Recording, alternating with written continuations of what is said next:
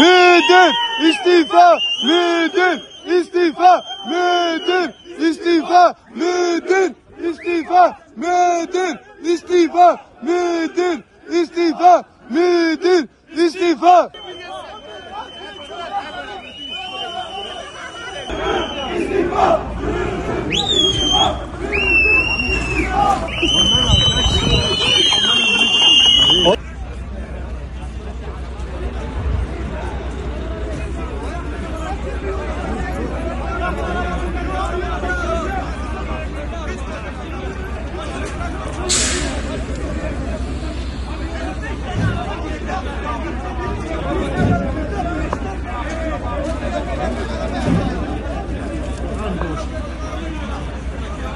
Sonra 2 gün sonra memurlar iş gümrüğe gönderilir.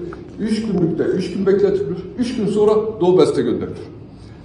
Ondan sonra Ankara'da operasyon ekibi yapmışlar. Operasyon ekibi Doğu Best'e gelmeyene kadar hiçbir tır açılmıyor. Peki oradaki memura güvenilmiyor.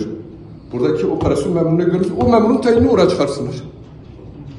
Yani Doğu Best'te ciddi bir sıkıntı var. Bölge müdürüne gidiyoruz. Benim işimde gidip bankana söyleyeyim beni alsın. Gümrük müdürüne gidiyoruz. 5 tane korumayla bizi karşılıyor. Ben ticaret oda başkanıyım. Sen 5 tane korumayla niye beni karşılıyorsun? Ne gözü dağı veriyorsunuz bize?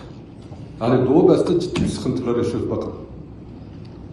Yani orada sizin gördüğünüz başkanım mesela kapıya geldi. Evet.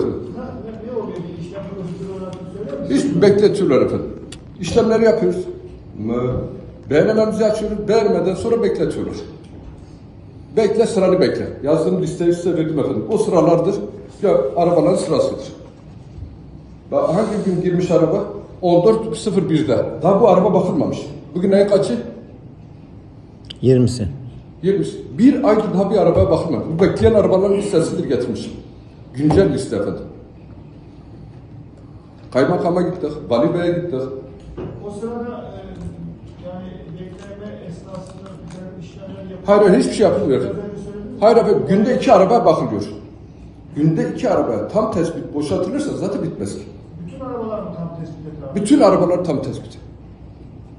Yani hiç tam tespit olmayan hiçbir araba yok. İddia ediyorum, tam tespit yapılan arabaların da evrakları var bizde. Yani gümrük bölge müdürleri itiraz ederse elimizde var. Tam tespit nasıl olmaması için de 5 koli eksik, 3 koli fazla yazıyorlar. O da Doğu Best'e gelip tamamlanıyor. Ya Doğu Best'te tam tespit yapıyorsun. Bir blokta tam tespit yapıyorsun. Ne yapacağız bunu? Günde yani bir arabanın beklemesi 3.000 dolar efendim. Bu parayı yani bizim ekonomimize katlayacaksa İran'a veriyoruz. İran'daki bütün eski araçlar hepsi Doğu Best'e yük yüklüyor. Niye? 3 gün günlük 100 dolar bekleme alacak diye.